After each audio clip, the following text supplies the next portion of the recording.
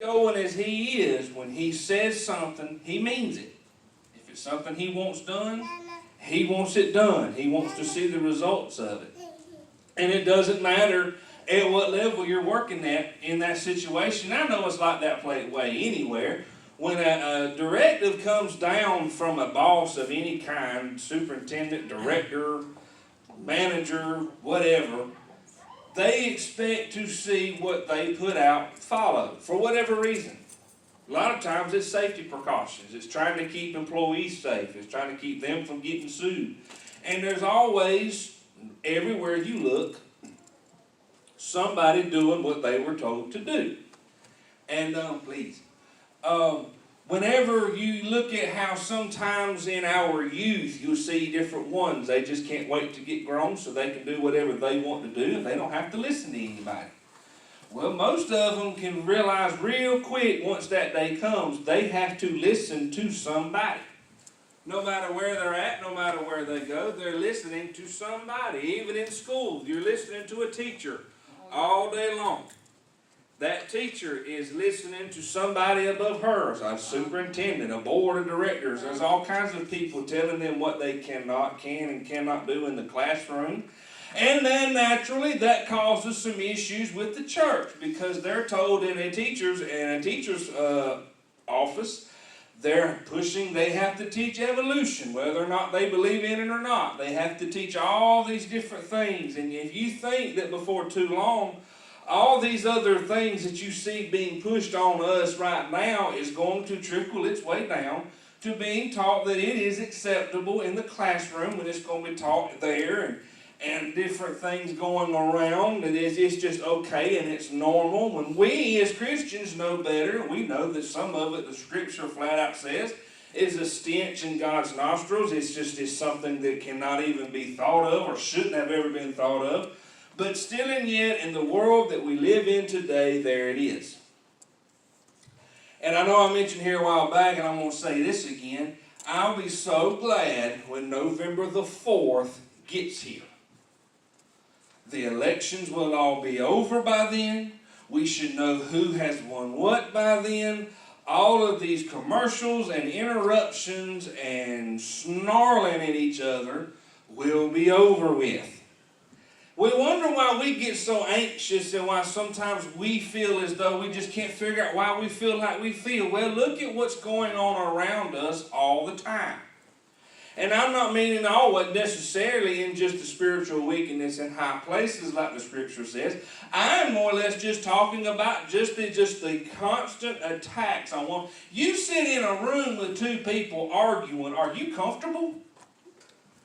I'm not. I have to get up and go somewhere. I have been like that since I was little. I cannot stand it. Now, if I'm in it, that's a totally different story. I'll stand my ground. I'm not going to budge. I'll prove just how hard-headed I am. If I've got a dog in the fight, he's going to fight. But if I don't, this ain't for me. This is awkward. I'm going over here. I'm going to go away because I don't want to be around it. But the theme that seems to follow through every single one of their ads and their message, at the end of every one of them, I'm so-and-so and I approve this message. And the message didn't do anything to tell about their character. It didn't do anything to tell about what they can do or what they have done. I won't name names tonight, but there's one every time they're asked any kind of question about what they plan on doing or what they can do. All they say is, check my record. Now, I think they say that because they don't remember what they've done.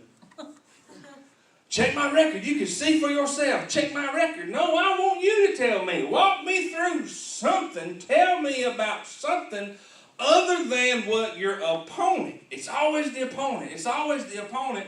And by the end of the message, you really haven't learned anything about anybody. Because then the next one comes on and it's just a constant back and forth. And that's in the political realm. And it trickles all its way down into the church realm. There are some preachers that would applaud me tonight because, oh good, he finally got rid of a tie.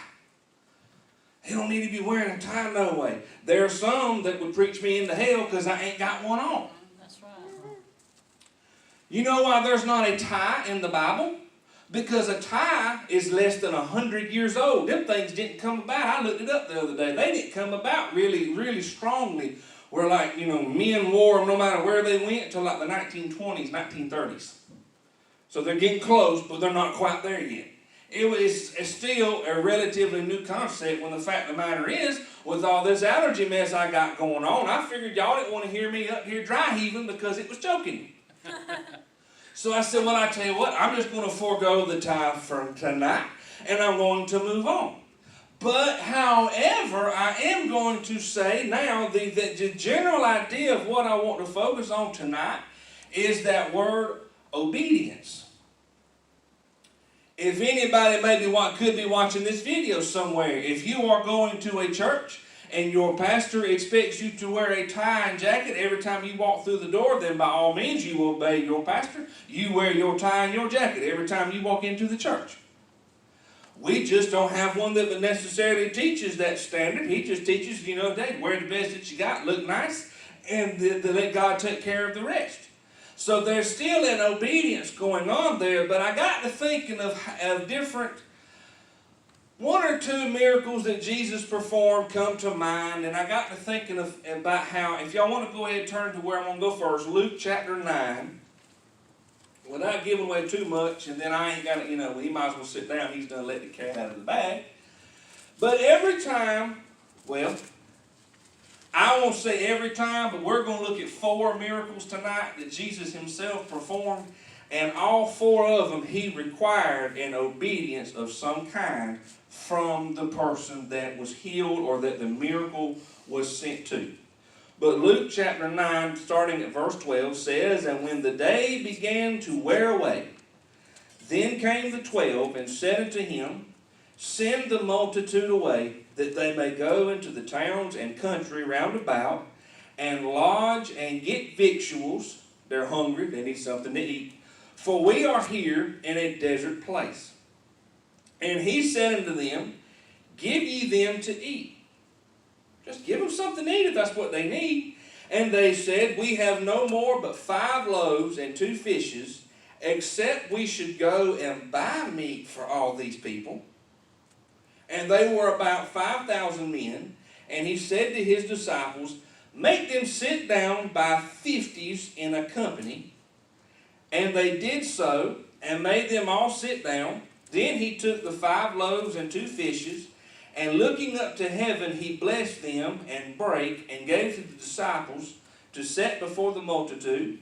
And they did eat, and were all filled.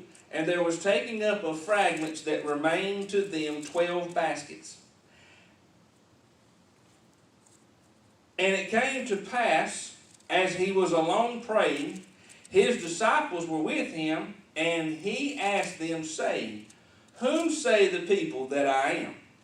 They answering and said, John the Baptist, but some say Elias, and others say that one of the old prophets is risen again. And he said unto them, but whom say ye that I am? And Peter answering said, the Christ of God. Now I read those last 3 scriptures because we have to not worry about what everybody else says about God, not what everybody else says about what should be right, what should be wrong. Don't worry about what other people tell you. We should know on our own. He asked the first question, whom say the people that I am? Well, they're all over the place. Some say you're John the Baptist. Some say you're Elijah. Others talk about a prophet being risen from the dead, and you must be him. And then Jesus said again, but whom say ye that I am? Who do you say that he is? Now, I just wanted to throw that in there as a little side nugget. But I like how when right before Jesus fed them, he told them, make them sit down by 50s in a company. All right, set everybody down in groups of 50. And then we're going to feed them. And apparently the people done it because it doesn't mention anything. It goes on about saying that it went, and they did so and made them all sit down. What if someone had got to thinking about it and said, well, why we got to sit in groups of 50? Groups of 100 would be better. Or groups of this would be that. Why can't we just get in a single file line like we would in a lunchroom and just get our plate as we walk by? Or they begin to moan and groan because we've got 5,000 men out here and you ain't got nothing but a couple of fish and some bread, and you think you're going to feed us with all of that? Why don't you send somebody into town and buy something and just throw them, just going into their, well, that's why we walk by faith and not by sight. They had faith, and when they were told, hey, go sit down in groups of 50, they sat down in groups of 50. And once again, there remained 12 baskets of food left over. Yes. I imagine, if you would, those campaign ads that we keep seeing going on. Imagine maybe there's some going on between God and the devil. Well, wouldn't you like to much rather, instead of serving one master, because Scripture says you can't serve God and mammon, you're going to have to do one or the other? One's only mission in life is to steal, kill, and destroy. I know I have been saying that over and over again. But then the other one wants you to have life and have it more abundantly. Yes. More than what you could have. More than left over. Baskets of food just sitting off to the side. Maybe they stored it up and used it for a later date. Maybe they sent it on into town to let the homeless people enjoy it. I don't know what they did with it, but all I do know is that Scripture said there was more left over. If we've got God in the midst of even our biggest problems, and we can still obey, we don't operate with Him like we can try to do sometimes in the judicial system. Sometimes certain crimes, different things, people try to claim temporary insanity. They try to claim this, they try to claim that. Sometimes it works for them, and they may get off. No, it doesn't matter how guilty they may or may not have been. They get off scot-free because they were proved that, well, in that moment I just froze, or in that moment I didn't know what to do. Well, why didn't you do this? Well, I was just in such a stressful mode in my life at that time. I didn't know what was going on, and I just reacted. I don't know what happened. But see, it's still and yet with God, it doesn't matter what the situation is. If we don't need it, we don't have to freeze up. We don't have to let it scare us to the point that we don't understand what's going to happen next. You ever gotten so scared you just kind of froze up? You couldn't move, you couldn't run, you couldn't fight, you didn't know what was going on until it was all over with, and then you thought, whoo. You ever been going down the road in your car, and so all of a sudden you look and there's a big old animal of some kind in the road? Whether it's a pig, whether it's a deer, whether it's a cow, we've had a couple of them go on, and you think, oh my Lord, what am I going to do? You know, one time there was a buffalo roaming around over on Old River Road. Could you imagine going down the road one dark night, and all of a sudden you look up and you can't see no road because there's a buffalo standing there, and you can't help but just say, Lord Jesus, take the wheel. When did I end up in Yellowstone? Because here I am in Mount Vernon. Thank you, Jesus. You never know what's going to pop out. I'll never forget when I was in my hunter safety course class. I already had some hard feelings toward the game warden that was teaching the class because he didn't have no place in his heart for deer hunters. He said that basically we were all cheaters. He said anybody can go out into the woods and hit a 100-pound animal with a high-powered rifle at 100 yards.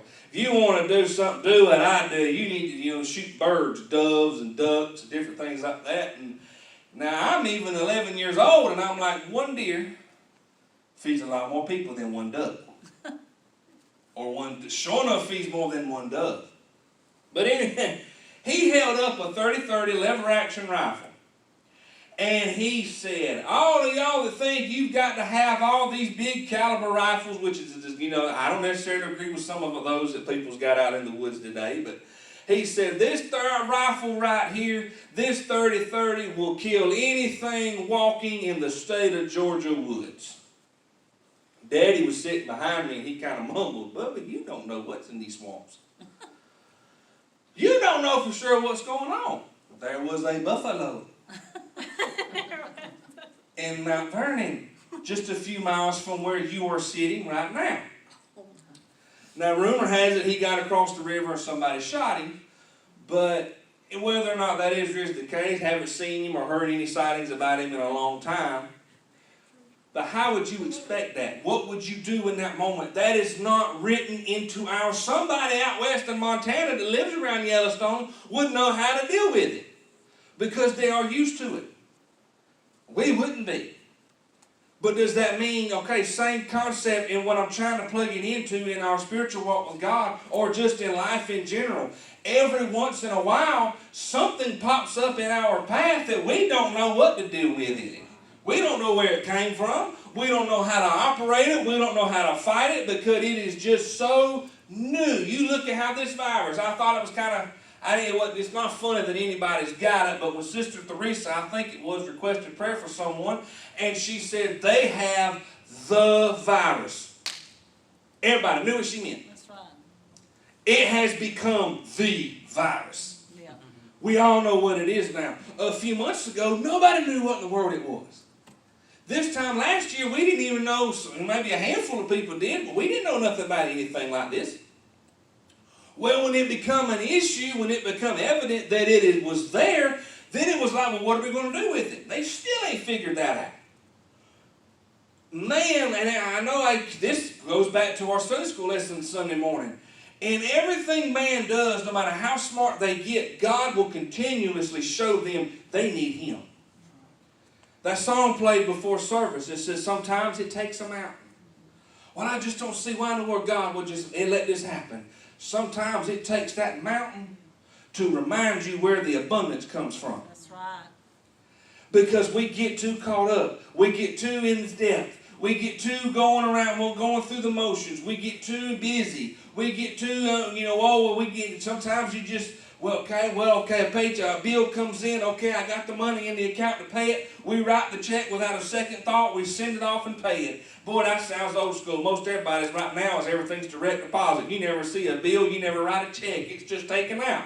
But still and yet it's all there and it gets paid without a second thought. And it's like, okay, fine. And we go so good. And then all of a sudden it hits and we get to thinking, well, wait a minute. How am I overdrawn? I got to look through my book again and see how in the world, what came out that I forgot about? What happened? What wasn't I understanding? Because sometimes you can be surprised at how you react to stuff. I know good and well if Sister Sheena had gotten any kind of a speeding ticket, she would have told me. There ain't a doubt in my mind. But when she was telling me the other night how she has booked us some tickets, we're going to take the girls out of town here in a couple weekends, and when she was telling me about it, she said, and I paid the parking ticket. I looked, I said, when did you get a ticket? No, and I knew better. She would have told me if she had gotten a ticket. And she looked at me confused, and I'm looking at her bewildered. Then she realized, and I ain't going to tell you what she called me. It wasn't nice. She called me dummy. That's what I was thinking. She said, I ain't got no ticket. I paid for the parking fee so we can get in. And the car won't be towed while we're inside. Okay. Yeah, I feel kind of silly now. Okay, I knew if you'd have got a parking ticket, you would have told me. But still, just in that moment, when I heard you said you paid your parking ticket, what? How often do we fly off the handle on the slightest misunderstanding before we really remember that we need to get everything lined up to know how to react? Papa Gene's phrase for that was, I don't know all I need to know about this. That was what he said in a situation like that. Now, these people might have been thinking, I don't know all I need to know about why he's got us grouped into groups of 50. What, he just come up with an arbitrary number. He's just trying to rule something. He's just trying to be or he's just trying to run all this. He ain't nothing special. I don't know who he thinks he is. Well, brother, man, nobody would do that to God. Y'all be doing it every day. God, I could do so much better. God, I got such a better plan. I know exactly how this can plan out. I know exactly why. But they did it and they seen the miracle come by. Now, John chapter 4, verse 46. I'll give you just a second to get there.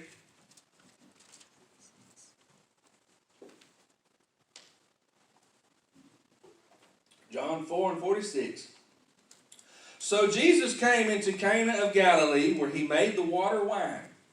And there was a certain nobleman whose son was sick in Capernaum. When he heard that Jesus was come out of Judea into Galilee, he went unto him and besought him that he would come down and heal his son, for he was at the point of death. Then Jesus said unto him, Except ye see signs and wonders, ye will not believe. The nobleman saith unto him, Sir, come down ere my child die. Jesus saith unto him, Go thy way, thy son liveth. And the man believed the word that Jesus had spoken unto him, and he went his way. He believed him. He didn't go to his house. He didn't put his hand on him. He just told the noble man, he said, Go thy way, thy son liveth. And the man believed the word that Jesus had spoken unto him, and he went his way. And as he was now going down, his servants met him and told him, saying, Thy son liveth. Isn't it funny that they said the same thing Jesus did? Thy son liveth. Then inquired he of them the hour when he began to mend. And they said unto him, Yesterday at the 7th hour the fever left him. So the father knew that it was at the same hour in which Jesus said unto him, Thy son liveth, and himself believed, and his whole house.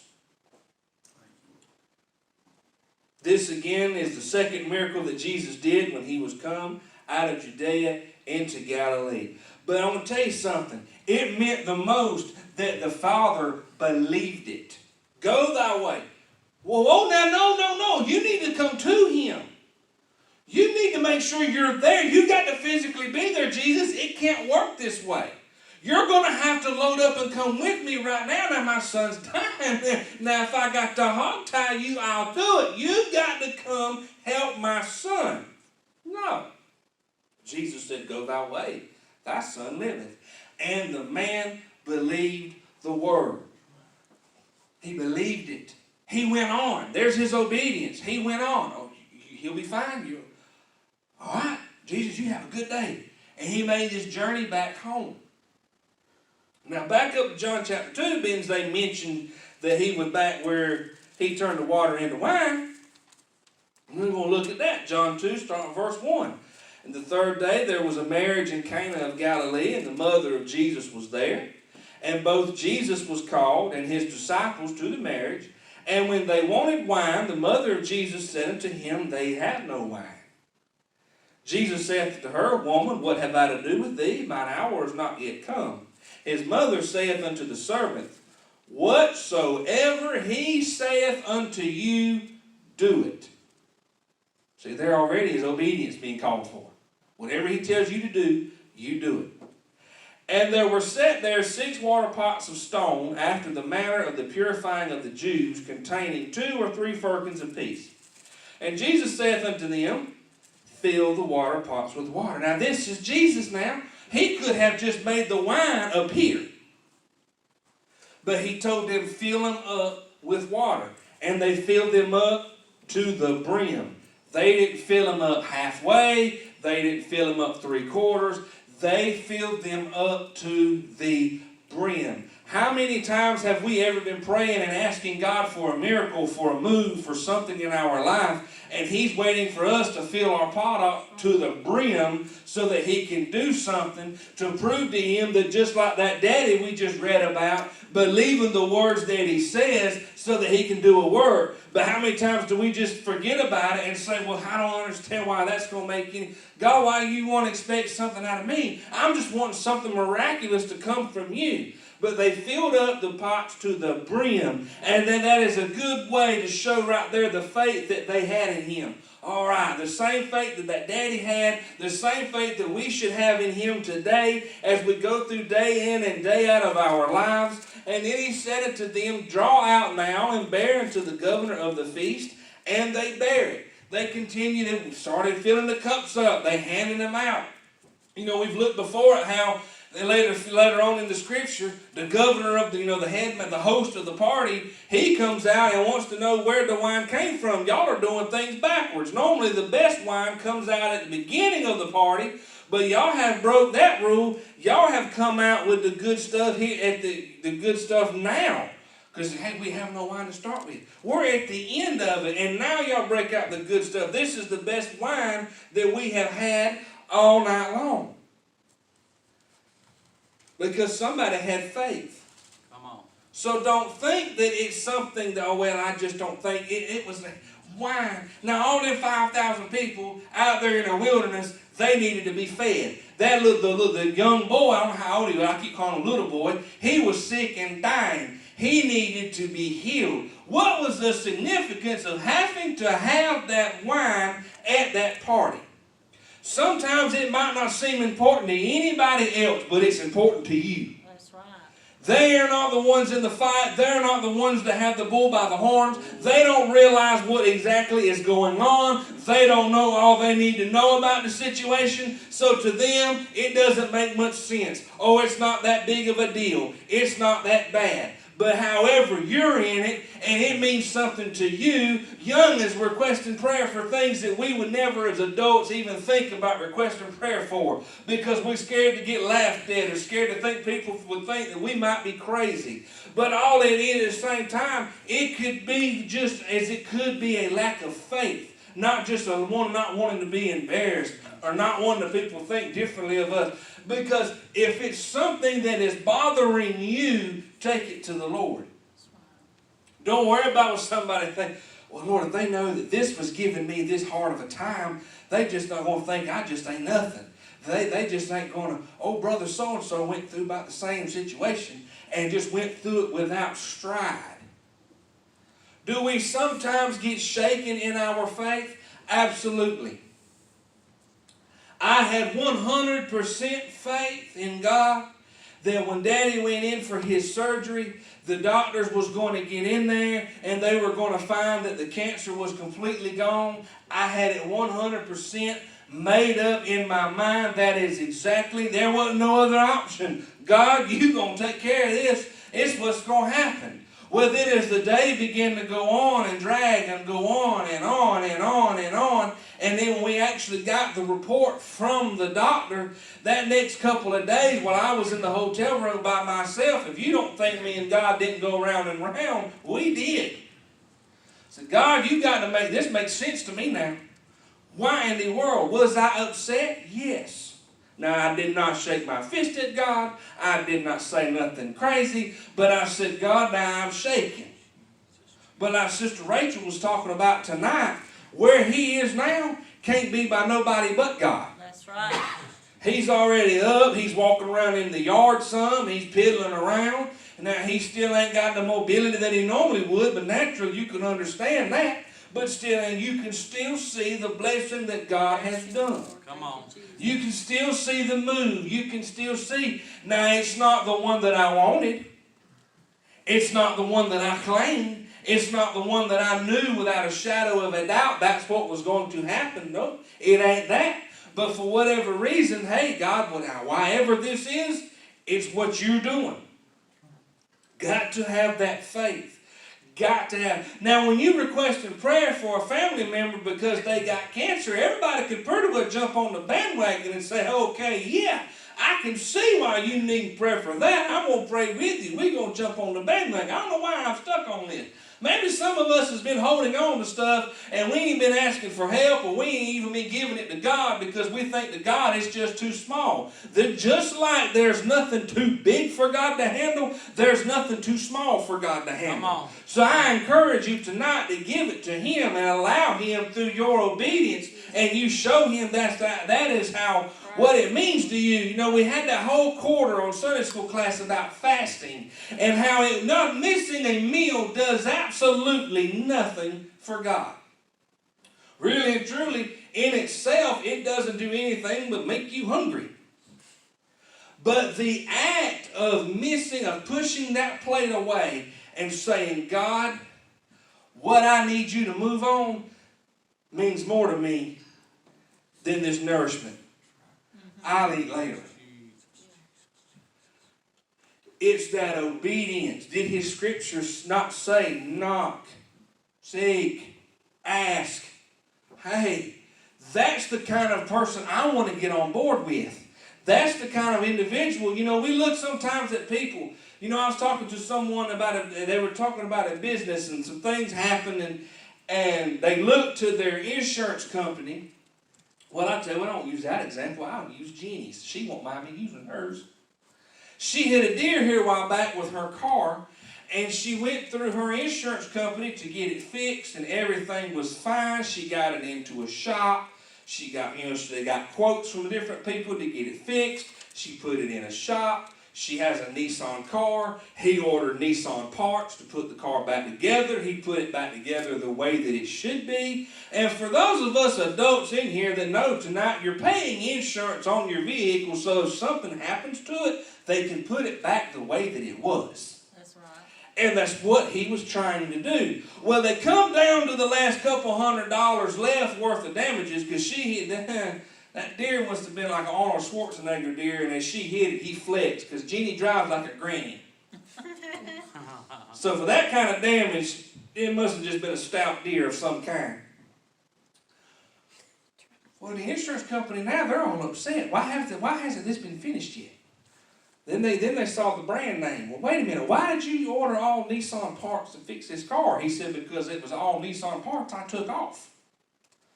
Well, you can use knockoff brand parts. You should have went through this. You could have done this for way cheaper. And he said, look, you agreed to this before I started. Well, then it continued to rock on, and I'm going to tell you, they actually used the words duct tape. Jesus. Why can't you just put some duct tape on that, hold that together? And he said, because there's nothing there to duct tape together. It's gone. Well, they went round and round for about 2 weeks there. They finally paid it. And she got her car back and everything was fixed. And she called me and was telling me about it. And I said, well, I'd be shopping for me a new insurance provider. She said, oh, I am. She moved to someone else. That's basically the kind of insurance policy that the devil can offer you. I'm just going to run you ragged until there ain't nothing left, and then if I even attempt to stitch you back together when I'm done, you're only going to be a fragment of what you were. You're not going to be there. But Jesus is serving God that's got it, not just the chance at living forever in heaven, but even on this earth to know when I come through the other side of this, not only am I going to be fine as I am now, I'm going to be better.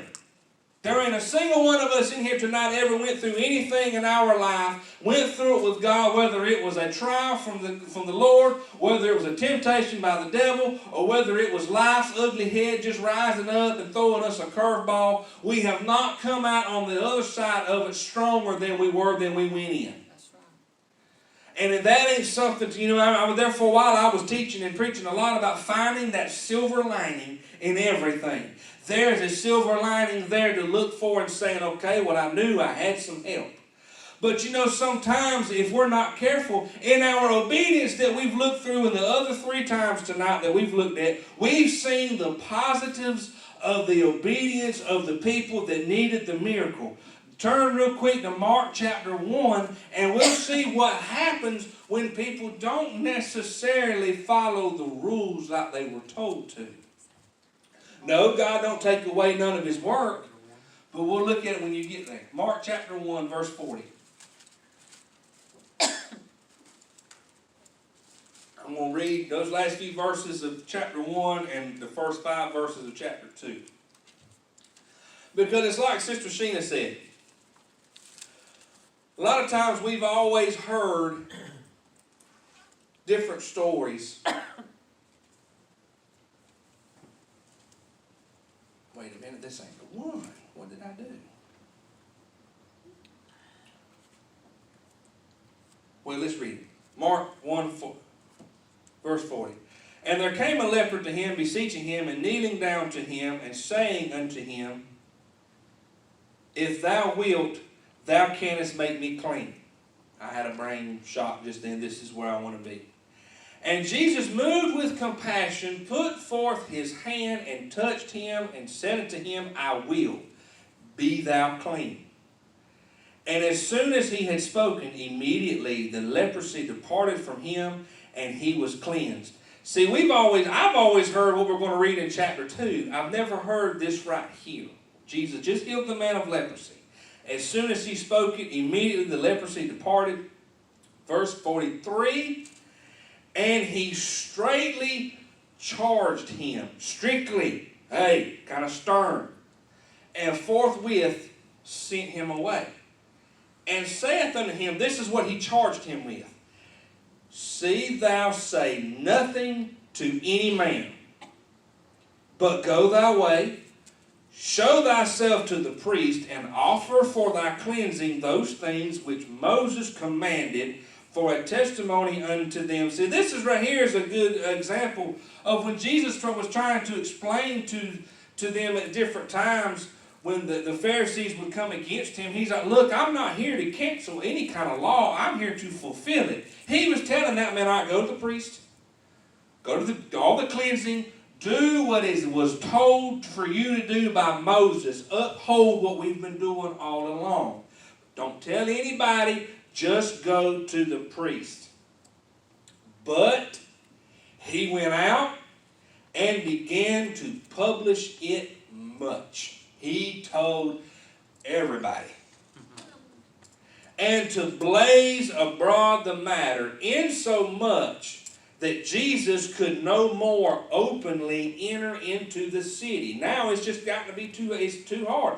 They see Jesus, the crowd just began to come around him so heavy and so hard, and then you got the Pharisees coming against him. You got all this noise and all this mess going on around him all the time. He couldn't even get anything done. You couldn't hear him teach. He couldn't try to get to anybody. There was just problems all the way around. That's why he told that man, don't tell nobody. Say nothing to any man. That way Jesus could have went through the town freely and done what he saw fit, done whatever in that town that he needed to do. He could no more openly enter into the city, but was without in desert places, and they came to him from every quarter. They just come from all over the place. Chapter 2, verse 1, and again he entered into Capernaum after some days, and it was noised that he was in the house. He thought maybe he had died down enough, he might could sneak back in. But people realized who he was. They began to tell all their friends, hey, look, all their family, hey, he's back. And they knew that he was in the house. And straightway many were gathered together, insomuch that there was no room to receive them, no, not so much as about the door, and he preached the word unto them. He's still preaching. He's not stopping what he needs to be doing. So see, God's not going to stop. And they come unto him, bringing one sick of the palsy, which was born of 4. And when they could not come nigh unto him for the press, they uncovered the roof where he was, and when they had broken it up, they laid down the bed wherein the sick of the palsy lay, and Jesus saw their faith, and said unto the sick of the palsy, Son, thy sins be forgiven. And then goes, and there were certain of the scribes sitting there, and reasoning in their hearts, why doth this man thus speak blasphemies? Who can forgive sins but God only? But immediately when Jesus perceived in his spirit that they so reasoned within themselves, he said unto them, why reason these things in your hearts? And he goes into a whole different subject I'm not going to look at, but because of their faith. Now, if the man that with the leprosy that had been healed had done what he was told, if he had obeyed and not told anybody, they could have brought this man with the palsy right up to Jesus and had him healed. But because of someone's obedience, they got him to Jesus, but it was harder to get him there. They had to tear a hole in the roof to get him to Jesus. So no, we may not necessarily mess up in our own disobedience, keep someone from getting to God, but we could create such a stumbling block that it's not as easy for them to get there as it could have been. So see how important tonight, I hope I've made the point clear. Obedience in every aspect, inside and out, is important. Your obedience is not only just for your benefit, it can affect other people in other ways. Right. Because, hey, like I said, if that leper had kept his mouth shut and just went to the priest like Jesus told him, did all the ritual, whatever the ceremony was set up for, that Moses commanded for testimony unto them, but instead he went out, he published it much, and to blaze abroad. He just went ablaze. It spread like fire. He was telling everybody, I'm not a leper no more. That man Jesus down there was down there. He healed me. Y'all need something from him. Get to him. Now see, that's because Jesus at this point in time is God robed in flesh, and he is limited to only being in one place at one time. You and I don't have that issue with having to find him because he can only be in one place at one time. That is no more. He is now everywhere. You need the Lord, you can call on him. So when you get to thinking about which one am I going to serve, you got Jesus